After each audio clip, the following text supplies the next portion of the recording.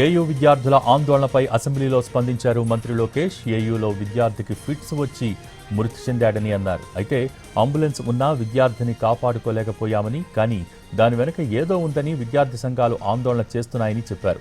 విద్యార్థులు చెప్పేది వినటానికి ప్రభుత్వం సిద్ధంగా ఉందన్న ఆయన, తప్పులు ఉంటే సరిదిద్దుకోవటానికి సిద్ధంగా ఉన్నామని చెప్పారు. తప్పు జరగకుండా రాజకీయం చేయటం సరికాదన్నారు. ఒక విద్యార్థి ఫిట్స్ వచ్చి చనిపోయాడు అధ్యక్ష. మనం కాపాడుకోలేకపోయాం. అంబులెన్స్ ఉన్న అంబులెన్స్ హాస్పిటల్ తీసుకెళ్ళినా ఆ పిల్లడు మనం కాపాడలేకపోయాం. కానీ దాని వెనకాల ఏదో ఉందని కావాలని కొన్ని స్టూడెంట్ యూనియన్స్ అక్కడ పాఠాలు జరగకుండా ఇబ్బంది పెడతాం. చాలా చాలా బాధాకరం అధ్యక్ష. ప్రభుత్వం వినేదానికి సిద్ధంగా ఉంది.